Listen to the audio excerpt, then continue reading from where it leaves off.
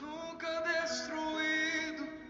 Eu posso ser provado para ser aprovado, mas o amanhã virá e minha fé será recompensada e o meu Deus não falha, não.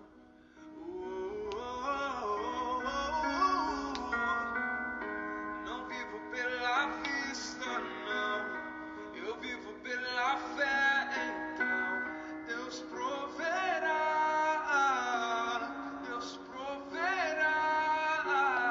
Olho para o alto, então vejo socorro, sim. Deus proverá. Deus proverá. Olá, boa noite. Então vamos dar início a mais uma live, dessa vez retornando aí com a Samara, que é a pessoa que está nos ajudando a entender através da visão da constelação familiar sobre os nossos relacionamentos. Então, de imediato, questões práticas que vocês foram me vendo ao longo da semana e que a gente vai discutir juntas, ok? Olá, seja bem-vinda! Olá! Estou me ajustando aqui ainda. Ai, que bom, Samara. Que bom que deu para nós retornarmos. Eu queria te agradecer, porque assim, ó, o retorno que o pessoal deu foi muito bom. E eu acho que a constelação familiar ela tem essa coisa da dinâmica, de pôr em prática mesmo no dia a dia, né? É diferente, talvez, da análise, da psicanálise que a gente vai pensando, refletindo, e muitas vezes tem aí um prazo para se elaborar algumas ideias. E já na constelação é mais rápido, é isso? Então, boa noite, Paty. Nós aqui de novo. Boa noite, gente que está chegando. Obrigada pela presença, pela participação. É sempre um prazer. A gente volta agora com alguns questionamentos um pouquinho mais aprofundados. Mas, sim, a constelação, ela é... Como é que eu vou te dizer? Não é que ela chega a ser algo rápido. Ela é uma intervenção que ela vai no âmago da coisa. Então, é um pouco diferente de outros acompanhamentos que levam tempo, a pessoa desabafa, a pessoa pensa e tal. Não, ela vai realmente no âmago daquilo que a pessoa está sentindo. E ou a pessoa olha para isso, toma consciência e faz algo, né? Um movimento em direção ao que é melhor, ou ela se nega mesmo, se recusa, enfim, cada um faz o que dá conta, né? E fica ali, enfim, carregando o que precisa carregar, vivendo o que precisa viver. Mas é algo assim que realmente vai no âmago. E a gente costuma dizer, né? Bert Hellinger diz que é o que é. Então não tem muito, depende ou não depende. Não depende, é o que é, sabe? Bom, gente, para você que está chegando aqui que não participou da nossa outra live, a Samara foi minha colega na UFSC em 2011 a 2014, 2015.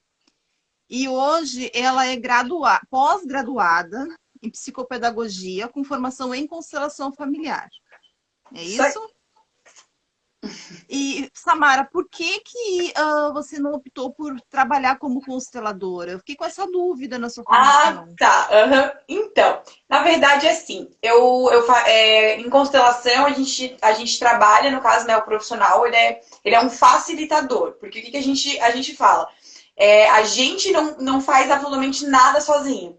Então, quando eu me formo, enfim, eu vou fazer o atendimento, eu preciso acessar o campo sistêmico dessa outra pessoa, essa outra pessoa precisa permitir, né? Então, é todo um processo de sensibilidade e de uma formação muito profunda.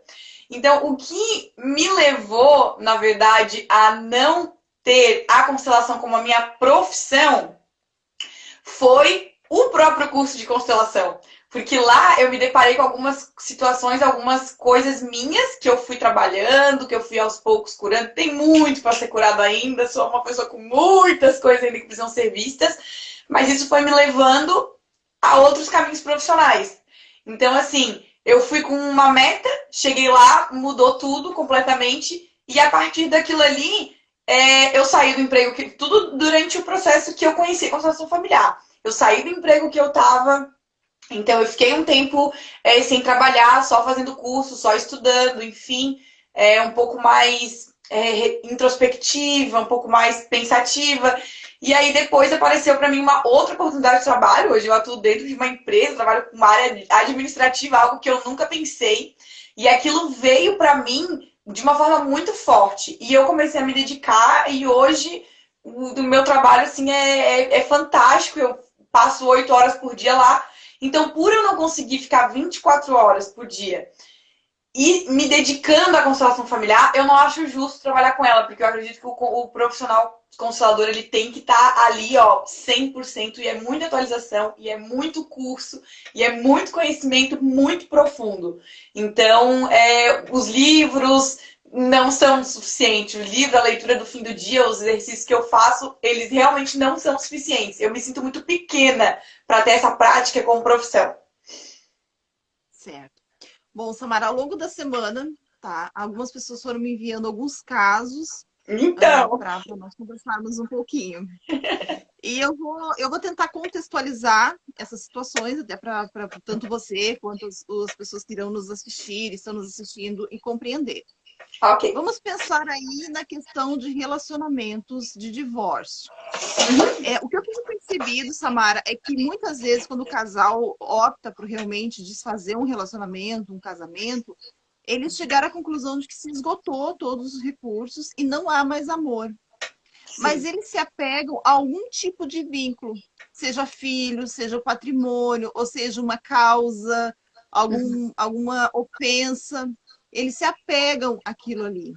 É como lidar com o outro numa situação de divórcio. Ok. Então, nossa, o divórcio já é um tema polêmico, né? Então, o que acontece, na verdade, no divórcio? Como tu falou, quando o casal chega e percebe que se esgotou todas as possibilidades. Isso, segundo o pensamento sistêmico, já é um requisito para uma relação chegar ao fim. Porque o que a gente vê, o que o pensamento sistêmico ele traz para a gente? Uma relação, um casamento, uma relação onde existe um pacto, né? A constelação ela trabalha com a questão do pacto. Então, se você convive com aquela pessoa, tá? Por muito tempo, enfim, convive junto. Se você é noivo, noiva, né, de alguém, essa pessoa ela entra automaticamente no seu sistema familiar. Então ali a gente diz que teve uma super relação. E o ápice disso é o casamento. Porque quando as pessoas elas decidem casar, é tipo assim, ó, eu quero você.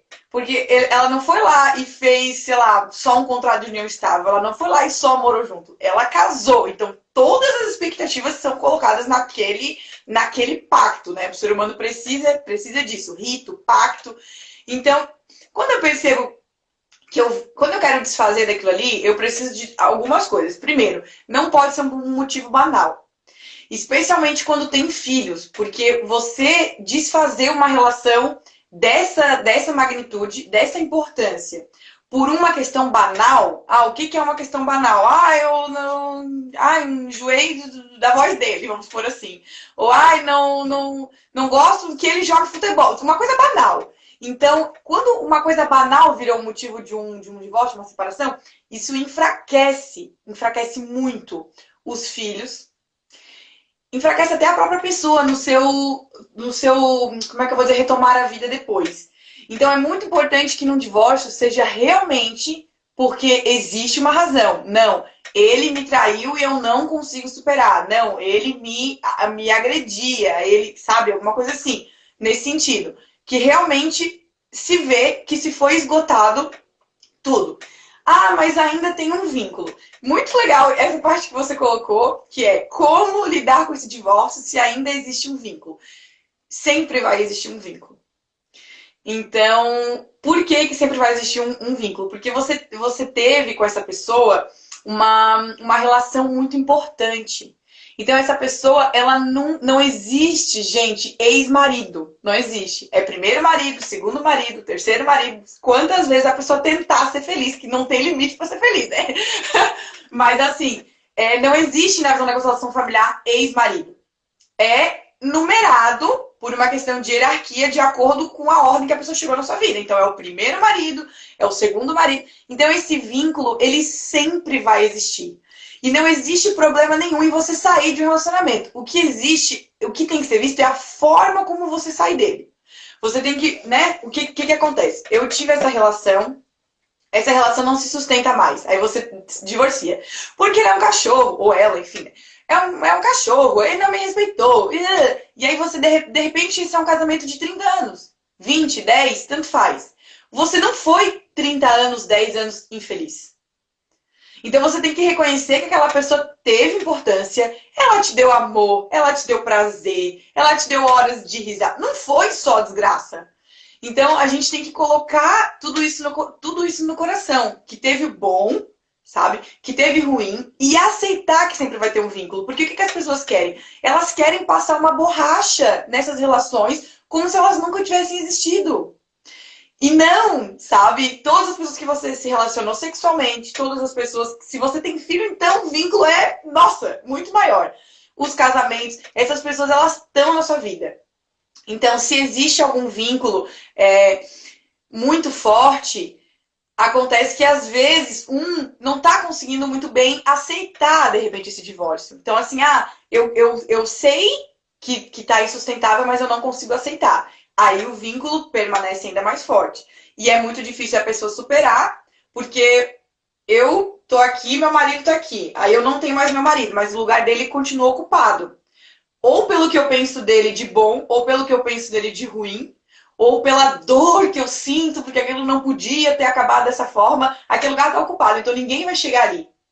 Geralmente, quando o casal se separa, vai ver que um toca a vida muito rápido. Tocou o bonde, arrumou outra pessoa e tal.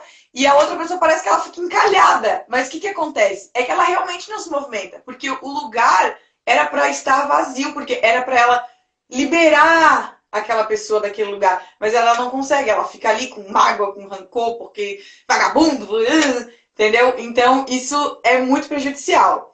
Então, para as pessoas que se divorciaram, e lamento dizer, sempre vai ter um vínculo.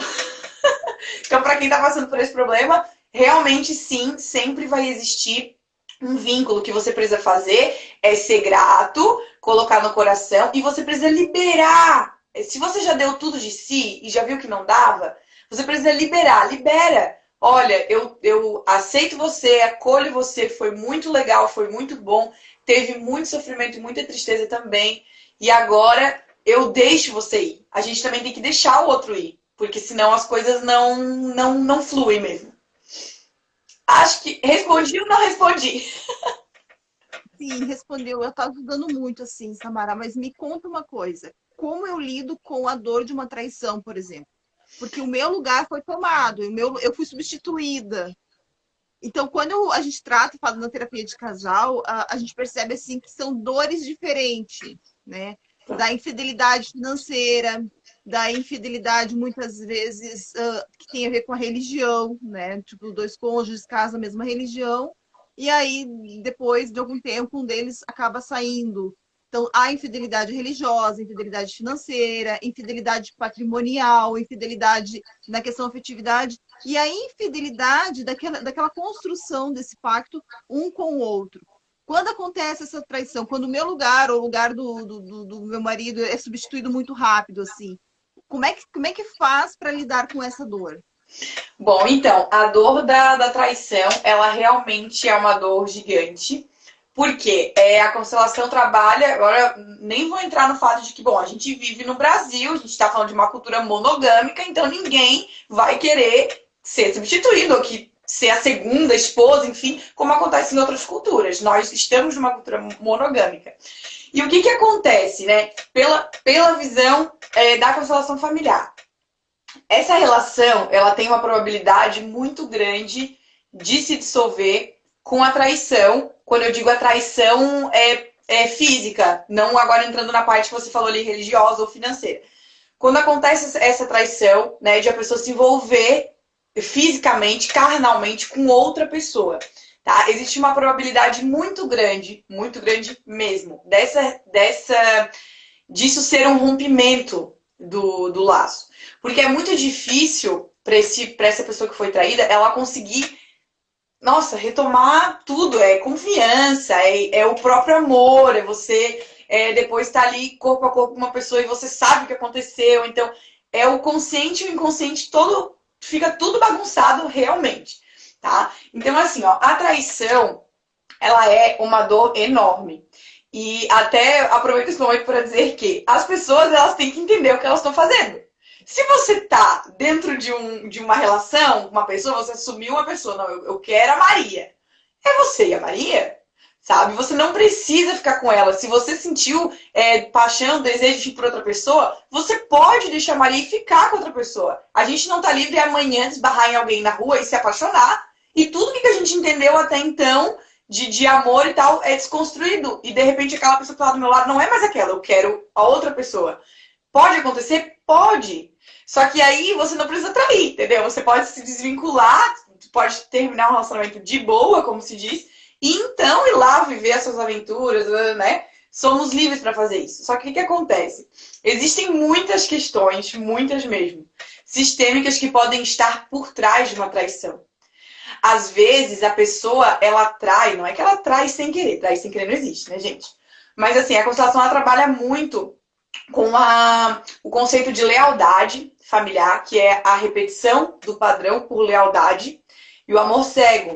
O amor cego que às vezes a pessoa pode ficar doente, seguindo algum destino de algum familiar, a pessoa pode trair seguindo o destino de algum familiar, a pessoa pode inúmeras atitudes que assim qualquer pessoa julgaria, às vezes ela tá fazendo por uma lealdade familiar, por um amor cego, que é uma coisa muito forte que acaba guiando a vida dela, e como ela não sabe, não se dá conta, né, ela é taxada ali de tudo que é de ruim.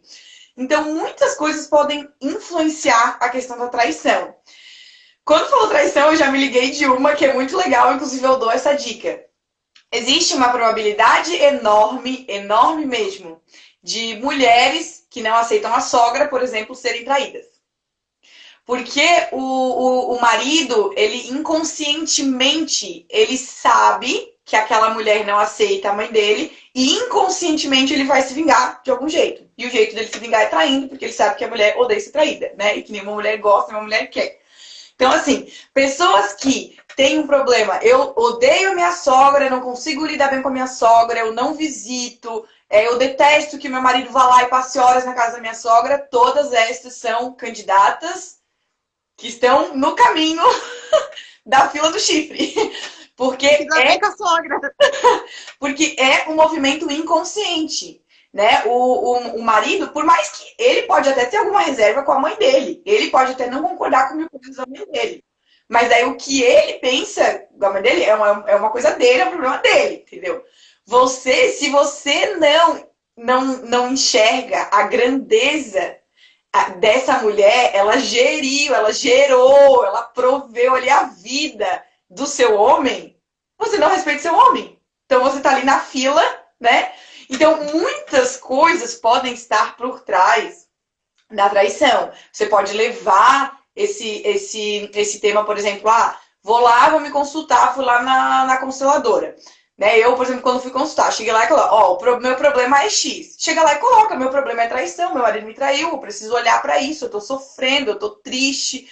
Então, muitas dessas coisas inconscientes podem aparecer, né? E aí a pessoa, ela vai pesar e ela vai medir. Fico com essa pessoa, não fico, né? Porque é difícil julgar, né? Por exemplo, Samara, eu tenho uma construção que eu sou muito contra, por exemplo, a traição. Mas hoje eu já entendo que muitas coisas podem levar uma pessoa a trair. Então, eu não quero ficar com uma pessoa que me traia, por exemplo. Mas hoje eu entendo que se isso acontecer, isso não é o fim do mundo. Isso é algo que talvez eu não queira pra mim, eu não quero um relacionamento com uma pessoa que me traia, mas que eu tenho que entender que a gente tá nessa vida e a gente, sabe, pode acontecer com qualquer pessoa. Então, em vez de julgar, né, você tem que ter esse olhar. E aí quando você fala, uma outra mulher ocupou o lugar. Gente, isso causa uma desordem imensa. Num casal, por exemplo, né, o homem foi lá, encontrou uma 15 anos mais nova, deu, agora aquela é a boa, aquela é a número 1 e a esposa não presta mais, vou largar dela, enfim. Isso causa uma desordem enorme, porque, como eu falei, não tem problema você sair de uma relação e você ir para outra relação. Mas peraí, aquela pessoa que foi importante, que você casou há 30 anos atrás, que você depois teve filhos, depositou todas as fichas nela, de repente ela não serve mais pra nada, ela é uma coisa que fica lá largada e você vai ficar com a outra. Os filhos vão te odiar, não é?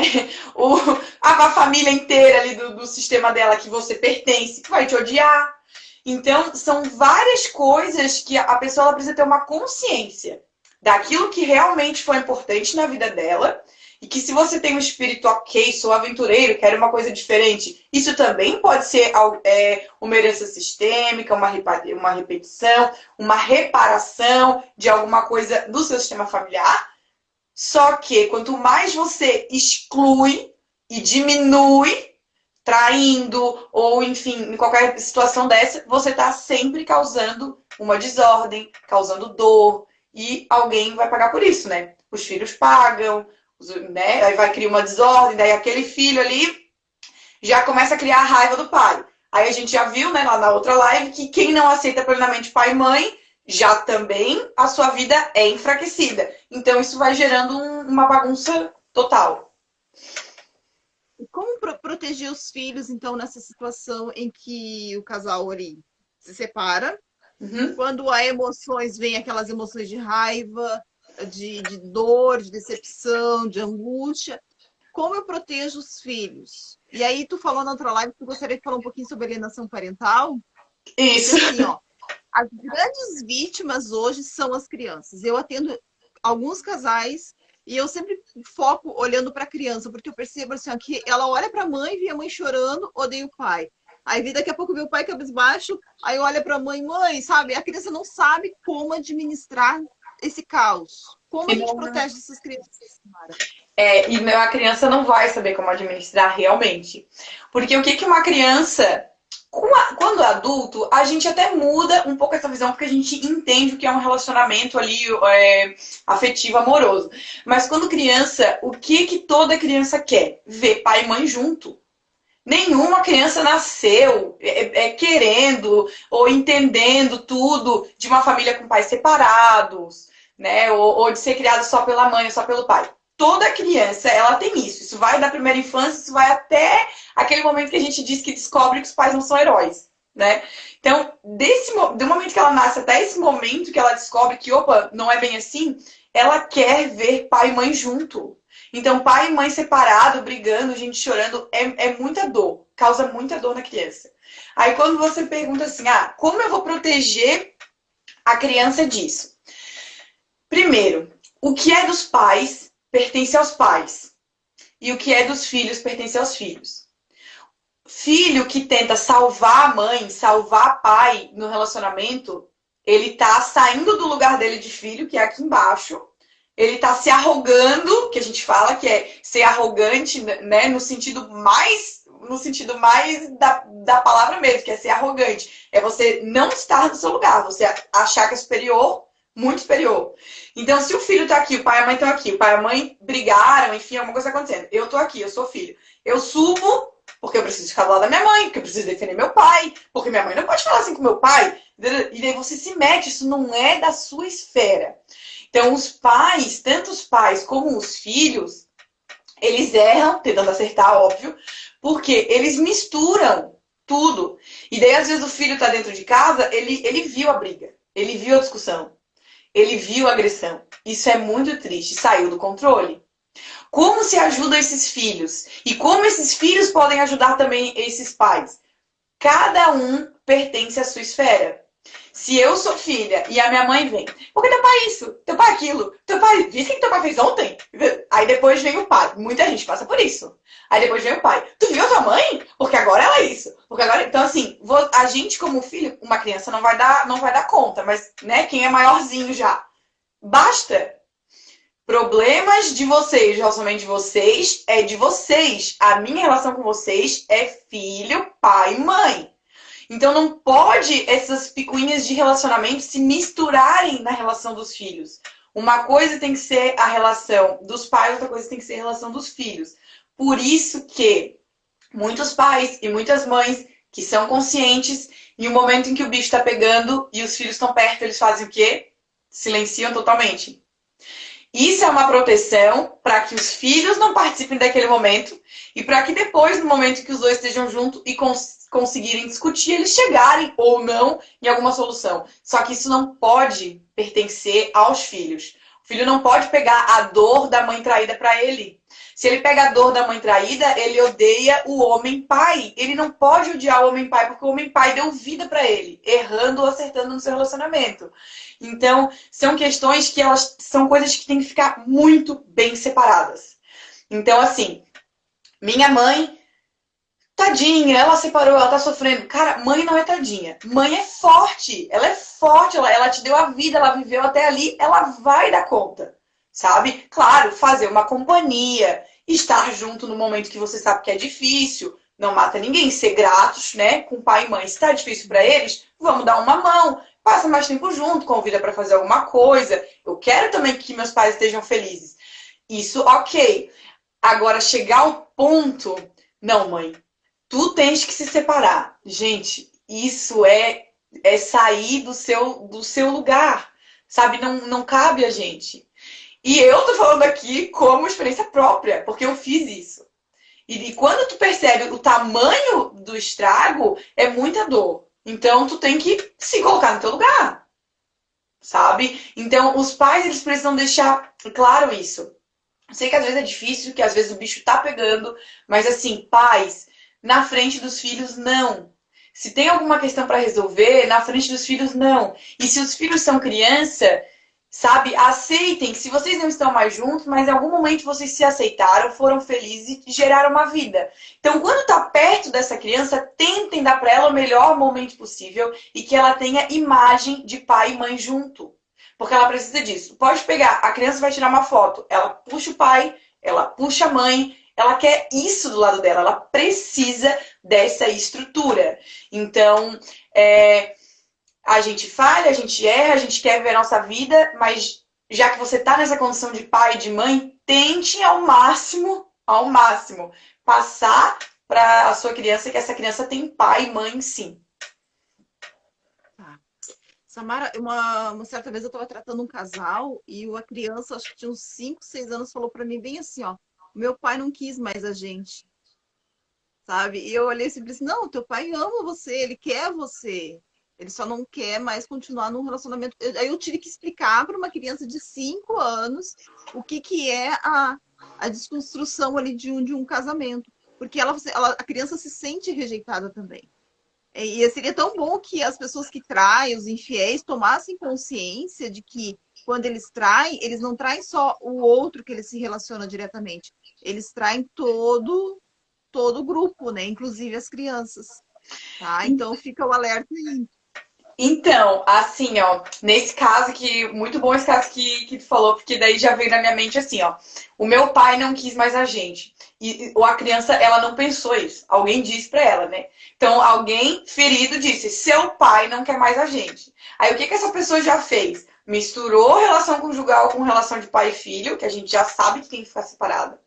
Essa pessoa usou o filho para despejar o ódio que ela sente pelo pai e automaticamente ela mata 50% desse filho porque ela tá dizendo que 50% dele não presta quando acusa o pai de uma coisa negativa que eu abandono. Então é todo um mecanismo que vai fazer essa pessoa criar uma rejeição de pai, odiar o pai, virar as costas pro masculino, que depois pode dar muitos problemas na sua vida, na sua descoberta e na sua sexualidade. Então, assim, é muito difícil, a gente precisa tomar o que é nosso. Não usar filho. Filho não pode ser ferramenta de vingança, de ódio, sabe? Porque, como você falou, eles sofrem. E a alienação parental nada mais é do que isso. É eu destruir a imagem desse companheiro com quem eu tive um filho pro filho. Então, gente, a pessoa fica ali no meio, ó. Meu pai diz que minha mãe é isso, minha mãe diz que meu pai é aquilo. O que está sendo feito com a vida dessa pessoa? Não pode! Então, a alienação parental em brigas de guarda, sabe, em processos judiciais, é muito dolorido e as crianças sofrem muito, porque se você perguntar para a criança o que ela quer, ela vai ter que responder claro e rápido. O meu pai e a minha mãe. Os dois juntos. Claro, ela pode ter lá, se for para escolher, vamos supor, eu gosto mais de morar com a minha mãe porque ela deixa de fazer isso, ou com o meu pai porque deixa de fazer aquilo. Mas a imagem dela primeira é o pai e a mãe junto. Então é muito triste quando isso acontece. Imagina a criança dizer, meu pai não quis a gente, sabe? Quando na verdade isso não pertence a ela. Ela tem o pai, ela tem a mãe, ela precisa tomar esse pai e essa mãe. Ela é muito jovem para entender o que pode ser trocado por alguém, sabe? É muito, muito difícil mesmo. Não façam isso, pais e mães. Porque é tão bom se eles tivessem esse alcance. E aí tá, daí esse casamento se desfez, a vida seguiu e houve aí um novo relacionamento. E aí, aí os filhos vão junto para esse novo relacionamento. Como lidar com os enteados? Tá? Eu tenho algumas situações, né, que eu atendo, e aí eu vou exemplificar uma para você. Tem uma pessoa que sempre quis casar, almejou isso, e ela alcançou. E veio aí uma família junto, né? Veio o marido e veio o filho do marido. E agora há algumas dificuldades no relacionamento entre os dois. O casal se dá super bem, mas ela e o filho do marido não. Então, e eles moram juntos, então tá tendo vários probleminhas no cotidiano. Falta um pouco de paciência da parte dela, falta um pouco de empenho da parte da criança. Como lidar com esse filho que não é meu, tá? Eu tô num relacionamento, como lidar com esse filho que não é meu, mas que eu preciso tratar como se fosse. Tá. Então, a primeira coisa é ter a consciência 100% de que aquele filho ali não é seu. E que mesmo que você desenvolva com ele um amor, uma afeição, que vocês desenvolvam uma relação, meu Deus, maravilhosa, ele vai ter que te respeitar, ele vai ter que te honrar, mas ele não tem que te olhar como mãe. Isso não é uma obrigação dele. Ele não precisa nunca na vida dele te olhar como mãe. E nem deve, porque ele tem a mãe dele, biológica.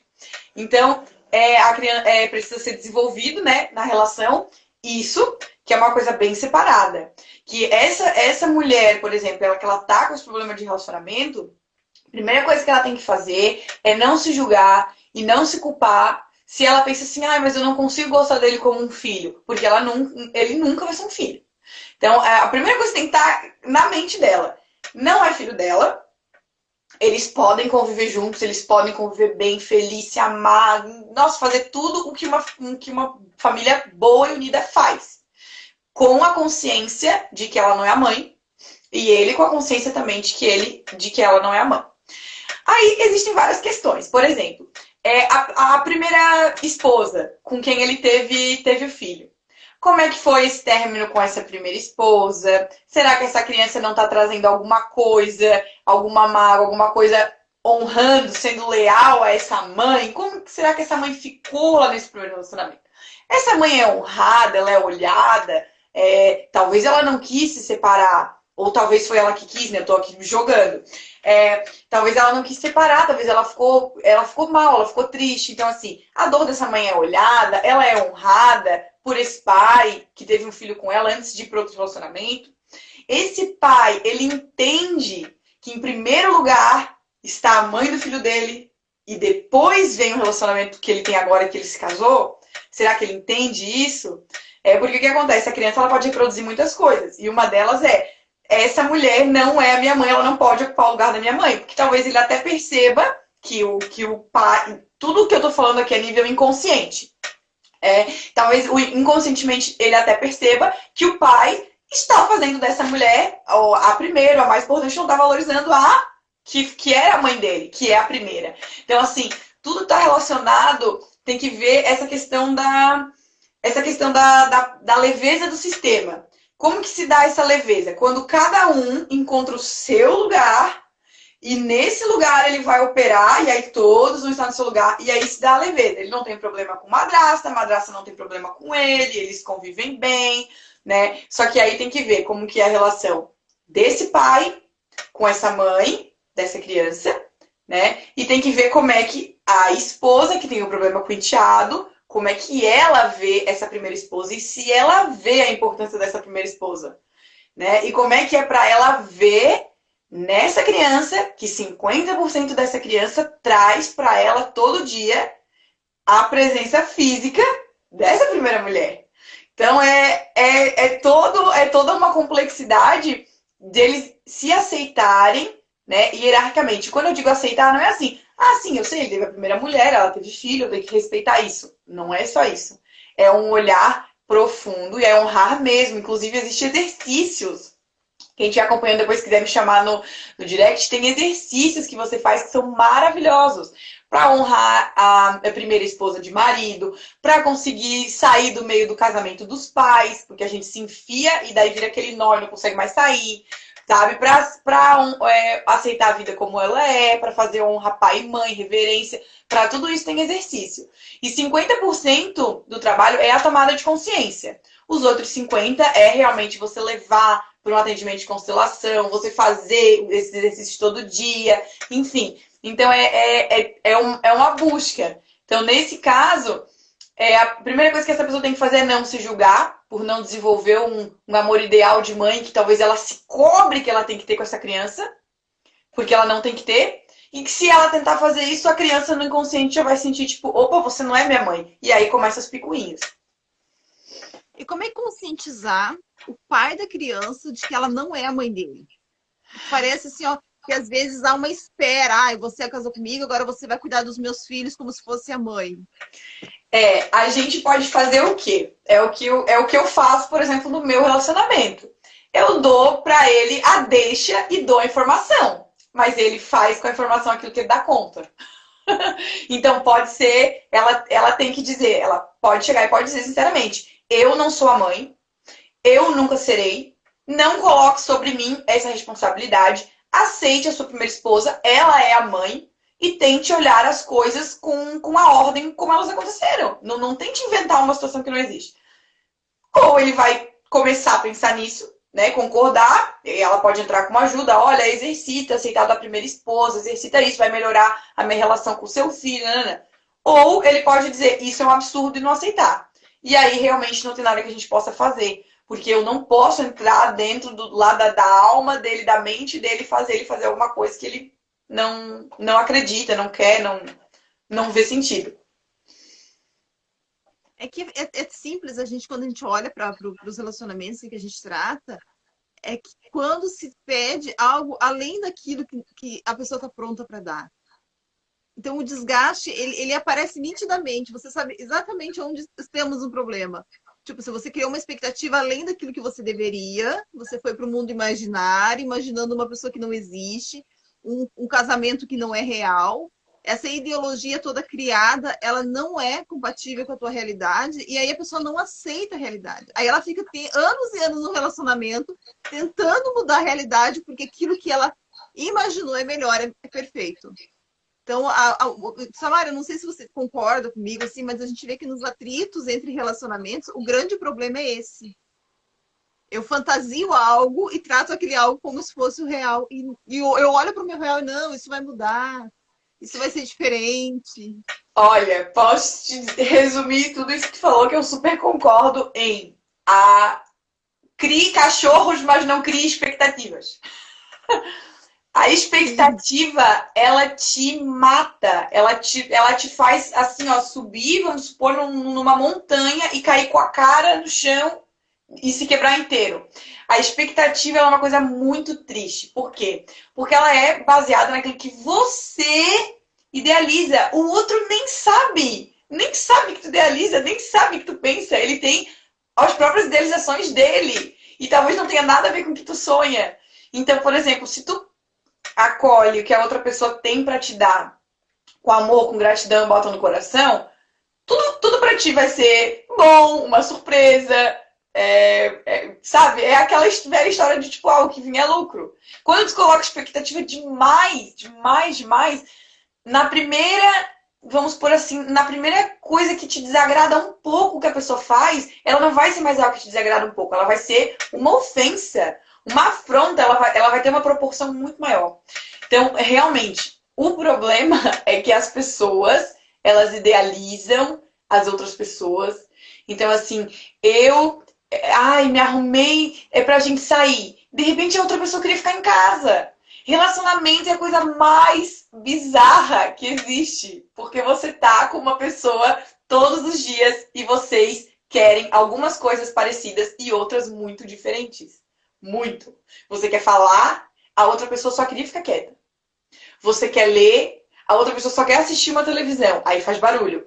É a coisa mais complicada. E tudo isso, quando a gente idealiza demais, é quando a gente constrói ali uma ideia, uma imagem mental, uma ideia de, o arquétipo, o que eu acho que deve ser. Daí é decepção. E como não criar expectativas? Quem não cria expectativa? Nossa. Essa pergunta podia ser, né, o manual de ser feliz. É. Uma orientação para não criar expectativa? Olha, alguma expectativa a gente sempre vai criar. A gente só se a gente for assim, um ser humano, assim, aquele no auge da evolução humana, que tipo assim, né, ele tá lá, ele e Buda estão, tipo, aqui, né? Muita, assim...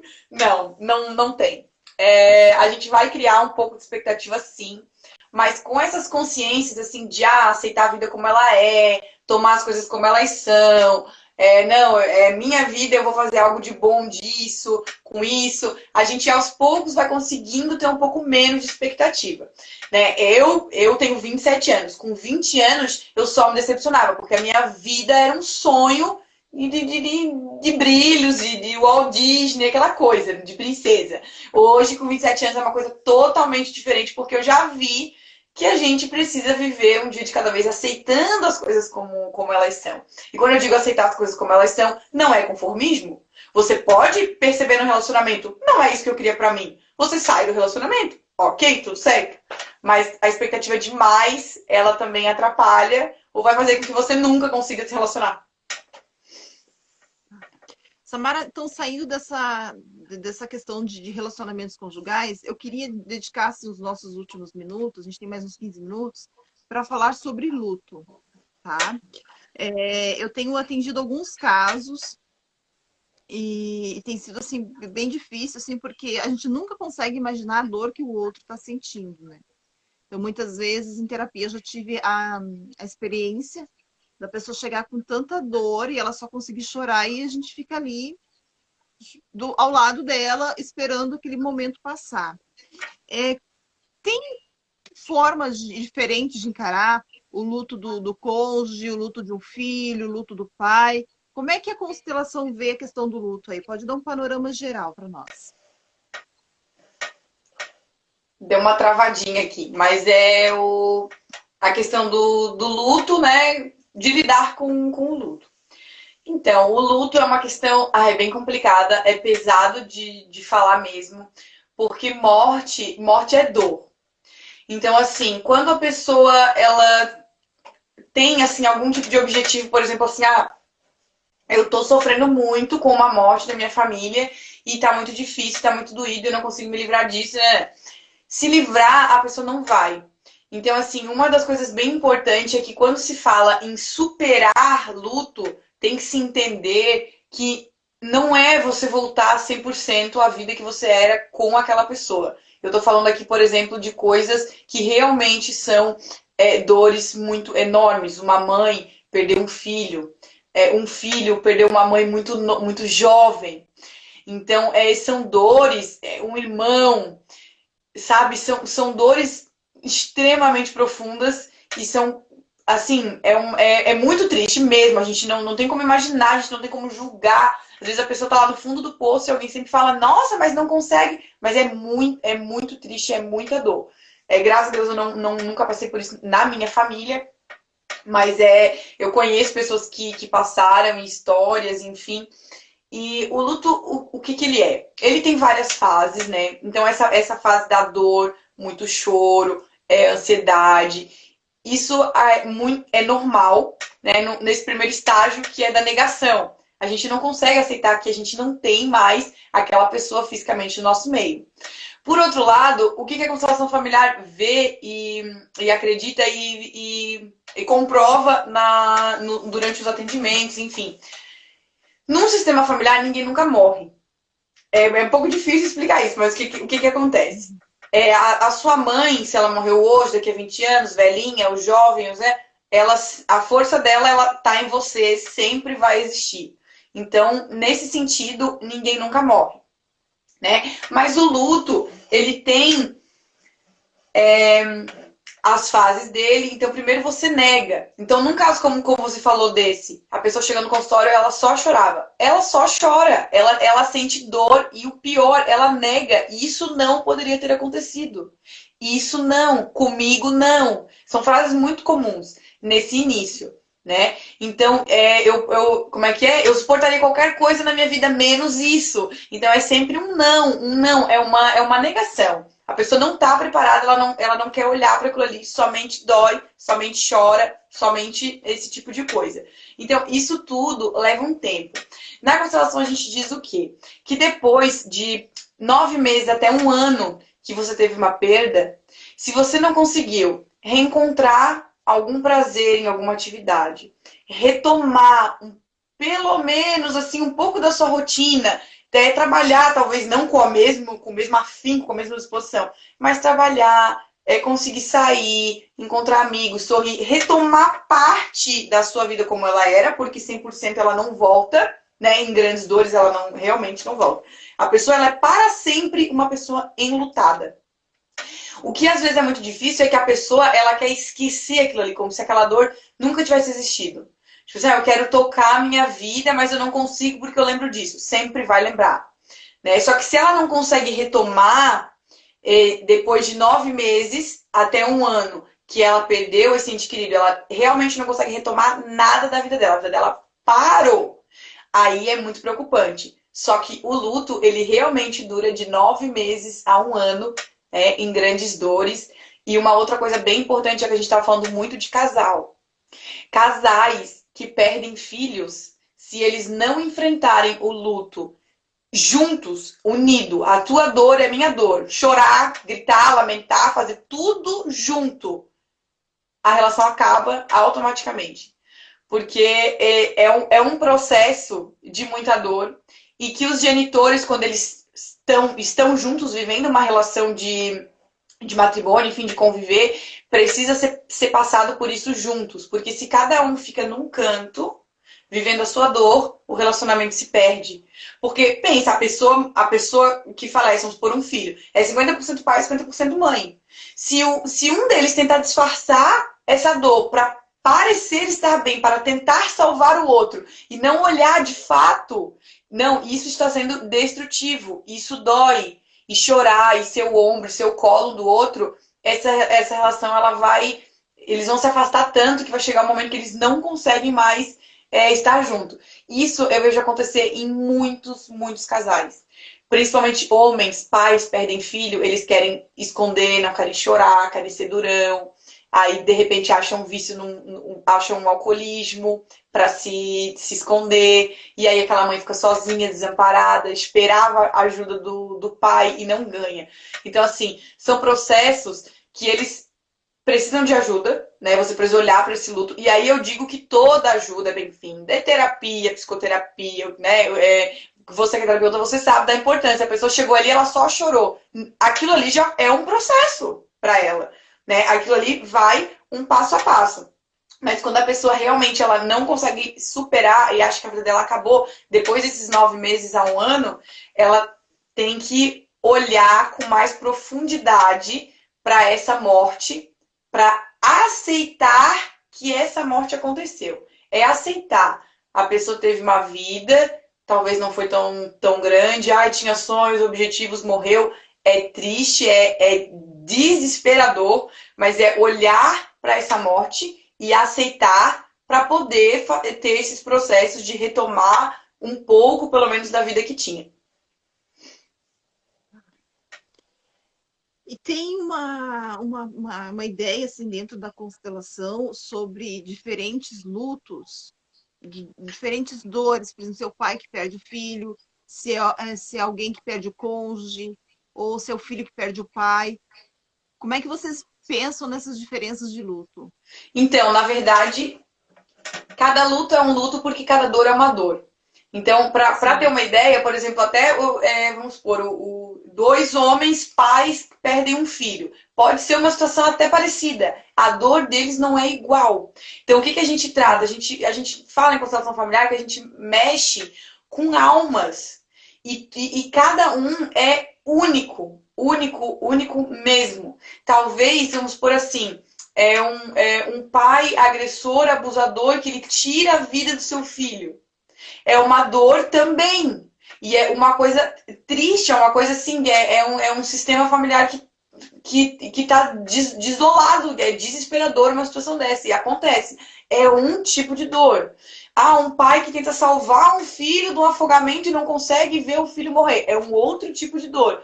Então, assim como cada ser humano é único e vai lidar com a traição de uma forma, com a hierarquia da família, com os irmãos de outra forma, também cada um vai lidar com o luto de uma forma diferente. Então é realmente olhar para isso. E se tá muito difícil, eu não consigo tocar minha vida. A primeira coisa que a pessoa tem que admitir eu preciso de ajuda. Eu estou dentro de um buraco, eu não vejo saída, então alguém, por favor, me ajude a sair daqui.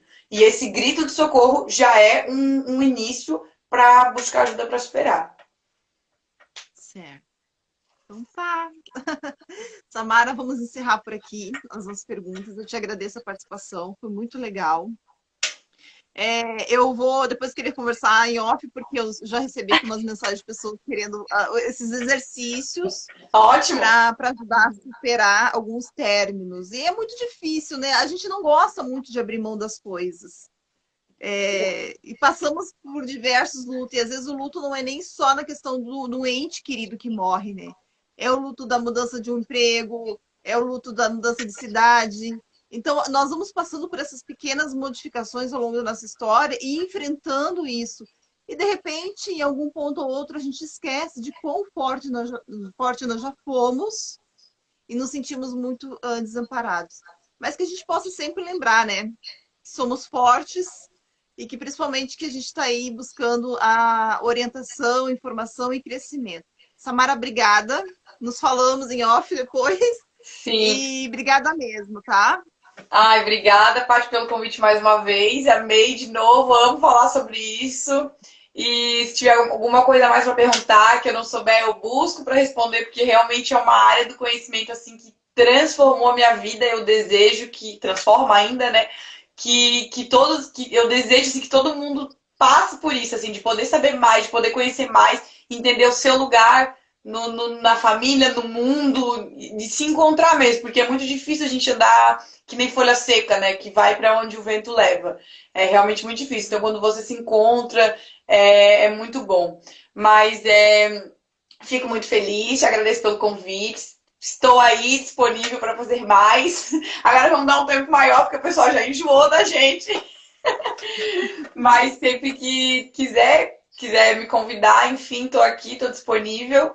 E amo compartilhar sobre isso. As pessoas podem ir lá me seguir, me perguntar. Os exercícios eu compartilho. Assim, ó, é conhecimento compartilhado. Quanto mais pessoas fizerem um pouquinho pelos seus sistemas, mais a nossa sociedade, nosso mundo vai realmente melhorar. Todos os nossos ambientes. Então, agradeço muito. Obrigada. Que Deus te abençoe o seu trabalho, que é maravilhoso. E vamos sempre tentar ajudar, né, a se melhorar, e se puder ajudar outra pessoa a se melhorar um pouquinho, já está ótimo também. Amém. Que Deus te abençoe. Obrigada, beijo. Tchau.